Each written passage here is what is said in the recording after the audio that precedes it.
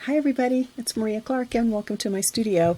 Today I have this really fun project to do this 4th of July inspired cocktail glass, or in my case I'm going to actually use it as a candle holder. I think it would be really cute on a table in a nice 4th of July table decoration. So we're going to go ahead and do this project, and I would like to invite you to join my new Facebook group. I've started a group. I've got just a very few members right now, so I'd really love to have you. But we're going to deal with and talk about all things mandala. We'll share some patterns and tips and techniques. And for this particular project, I'll have it as a freebie in my group. So if you join, you'll be able to pick up this pattern for free. I really hope to see you there. Thanks so very much. Let's get started.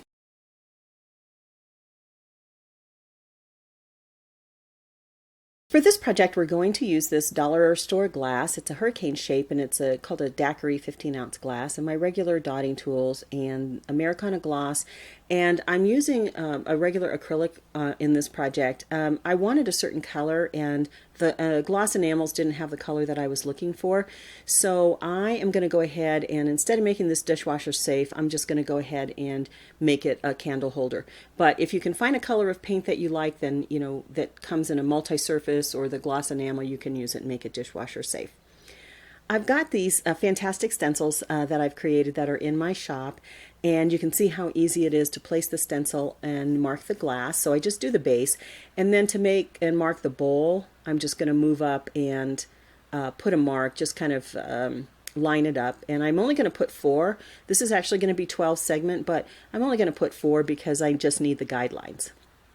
One thing I wanted to share with you, when you're designing a glass or any project really, but this one is nice because it's glass, I just use a Sharpie to sort of mark it, and that way I'll know how far up I want to go with certain design elements. You can see I have like waves for what I wanted to have the flag, and then I'll just clean it off with some isopropyl alcohol. And you need to clean your glass anyway to get any kind of grease or fingerprints off before you start dotting. And then I'm going to be using my largest nail dotter, and I'm going to do my cross and put down my 4 main dots first, and then I'll go in between and do 2 dots. So I'll have a total of 12 dots going around. Now, one thing I wanted to mention, I'm spacing these a little bit further apart just because I am going for a certain look, so these are going to be pretty widely spaced. You'll see that. And I'll use my nail dotter, and I'll put down 3 rows. And of course this is quite sped up. So here's the 3rd row. And then I will use my G6 4mm crochet hook to place my next rows. I'm putting this paper towel in here because I hoped it would make it easier to see. You'll see I go in and out. I kind of put it in, take it out. I hope it's not too distracting, but I'm trying to get you the best view. So I will put down 3 rows using my G6 4mm crochet hook. This paint is really nice. It's a beautiful color. You'll see it's quite kind of more vibrant blue, but as it dries, it is really more of a navy blue, sort of more a true flag blue. So I'm going around, and this is my 2nd row, and then I'm going to put my 3rd row down. And here's my 3rd row. You can see that these are pretty widely spaced. Okay, and now I'm going to go in with my L11 8mm crochet hook and go in between that previous row. And again, this is 12 segments. And I will then put another row. Why you see me put my glass down is because I actually am cleaning my tool off quite frequently during the course, because especially with the gloss enamel or even some of the metallics, the paint can kind of dries up pretty fast, and I need to keep that tool clean. I'm using my nail dotter just to fill in a few of those spaces. Now I'm using the G6 4mm again, and I'm just dry fitting it to see if I have enough space to use a tool that large, or if I needed to go down and use my nail dotter. But it looks pretty good. And so now I'm going to start to make the spiral. This is kind of a modified spiral. So I'm starting with the red, and I'm going to put 2 dots in between my blue large dots. And then I'll do red, and you can see I'm going to skip one because that's where a white row is going to go. I'm going to put down my first row of red first, skip one, red. So I'm going to alternate white and red for the stripes. And where I don't have quite as much space, then I just don't drop as much paint. You know, I just don't press my tool down quite as much. I might just kind of lightly press it to get my 2 dots in. And this will finish up my first red series. Now I'm only doing 1 row first because I want to get a good foundation for my spiral. And so I don't want to do too many at one time, because in theory I should be able to do all white, all red, all white, all red. But I actually want to alternate because I want to keep some symmetry. I want to make sure my placement is good. So I've got my red dots down. I'm going on the alternating and putting in my white dots.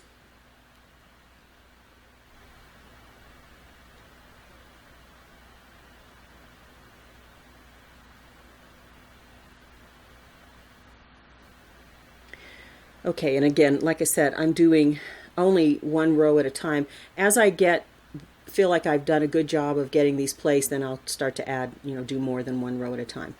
So I'm going around and doing my next row. Ultimately, for the white, I'll have 7 rows and a little top dot, and then for the red, I'll have 8 rows, and you'll see how that all progresses. So I'm still just doing 1 row at a time. This is sped up, of course. Now I'm starting to do more rows. So you can see I'm doing, a couple of red rows and then a couple of white rows, because I feel like I've got the spiral kind of shaping and going. So I feel confident that I can keep the lines the way I want them. And so I'm using the spiral to kind of simulate the flag waving.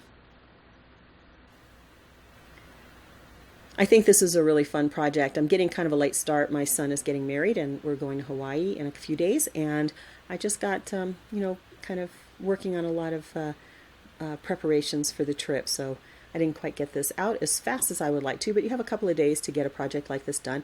And also, you don't have to, this would be a great graduation project or anything that's kind of celebratory. You might want to consider trying this pattern. I also wanted to let you know that I have a new Facebook group. I've got just a few members, and I'd love to have you as a member. This pattern will be free in my Facebook group. Will also be on my Etsy shop, but free to Facebook group members. And I'll link down below the name of the group. Okay, so here I'm just keep continuing to build out those spirals. And again, 7 rows of white, 8 rows of red, because I want the red to extend just a little bit further. And when I finish each of the spirals, I will just put 1 more dot at the top. You'll see that there's the last one. See how I've done that? Okay, and that's on each the red and the white rows. Now I'm going to go in with my G6 4mm, same as I've been using, and I'm going to put 5. Now this is the pattern. You can, of course, whatever fits for you. Blue dots. So I'm going to carry the stars in up through the bowl of the glass. The other thing I wanted to mention, and you'll notice that I don't extend the paint all the way up to the lip of the glass, because people are going to be drinking out of this if you've used the right kind of paint, and you don't want them to be touching that paint. Okay, there. So I've got my first sort of red, white, and blue. Now I'm going in again with my L11 8mm, and I'm going to go straight up above that last dot for placing that big red dot. And that's actually going to be the base of my fireworks. See how that works? Okay, now I want to extend the blue a little bit, and I want to kind of walk some dots to just put a little spiral there, a little curve. So I'm extending the blue a little bit. Okay. Now I noticed when I was, as I was finishing this, see how that blue sort of curves around there? It's just a really pretty look. Gives a little movement, sort of like the flag waving.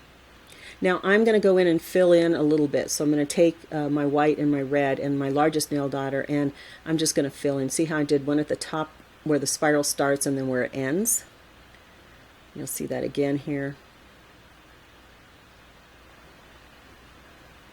go. And I'll do fill in the bottom of the spiral with the red as well, just to fill up some of that empty space that I've got there. There's the red going in, just at the bottom, not at the top, like I did the white top and bottom, but this one I'm just doing at the bottom. There. Now I'm going to start making some fireworks. So I'm just putting this on this little cup so I think you can see it a little bit better. And here I am with my paper towel again. I'm going to use the red, white, and blue to make the fireworks. And this is sort of how the fireworks burst in the sky. And so I'm just walking the dots and kind of curving them around. Now this is not exact, of course.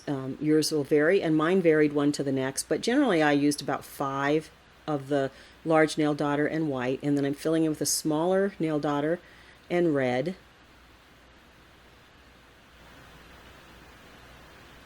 And then I'll go back in with the blue. And I'm just using the smaller nail daughter there. I think that looks like fireworks. There you go. And we'll do that on each one. So I'll do a few more. I think I speed this up here so you can see a little bit more. And you're just kind of curving. You're walking the dots, but you're sort of putting a little curve in it. Curve one way and then the next. Then the other, opposite way. And again, each one might not be exactly the same, and that's okay, because the fireworks are all different. So we'll just accent with some red.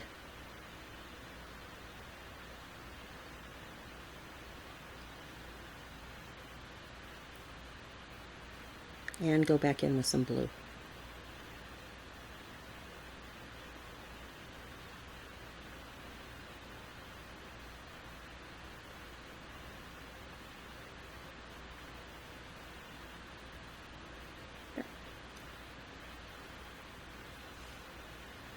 And we will keep doing that all the way around.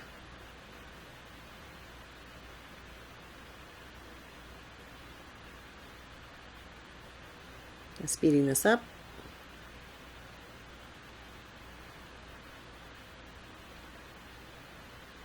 And again, I clean my tool off pretty regularly because that paint really builds up on the ball end.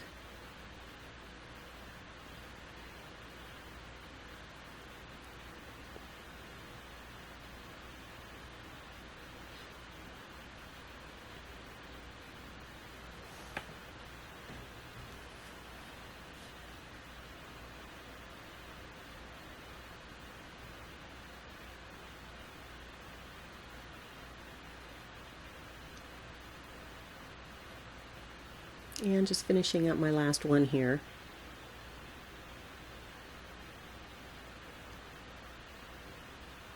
Okay, that's how that's looking. Now I'm going to go in with my G6 4mm again, and I'm going to place a blue dot right above, so in line with those that big red dot, in line with it, so right above. See how I've left quite a bit of space at the top for drinking.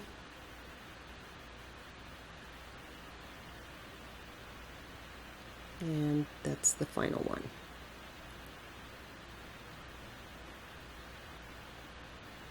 So now I'm going to do the base, and you can see the little Sharpie marks that I made there. I'm using my L11 8mm. This was really hard for me to show you. So I've got 8 dots in the bottom, and then I'm using my G6 4mm to put the red dots in between. See how that's looking? There's a little, and then I use my largest nail daughter to put a red dot above each of the red ones. And now I'm making bunting, so I'm just going to walk the dots and curve them around. See how that's kind of making a little bunting type look? And I'll do that all the way around.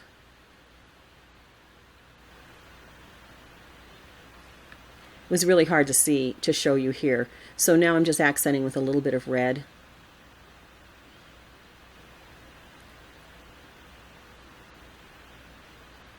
And now I've cleaned off the Sharpie marks and I'm going in with my largest nail daughter and putting a dot of blue right above the big blue dot, just because I thought I needed a little to fill up a little space. And now I'm going to put my stars on. So I'm using one of my, this is actually the very smallest nail daughter that I have, and you can see that I let this paint dry really well, so it's dried about a day before I start to handle it and put the stars on.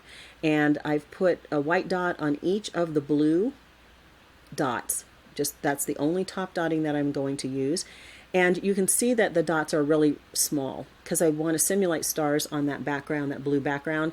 So I want them to be relatively small. See how pretty that looks? So I used the smallest nail daughter and then the largest nail daughter. And I'll do the same thing on the base.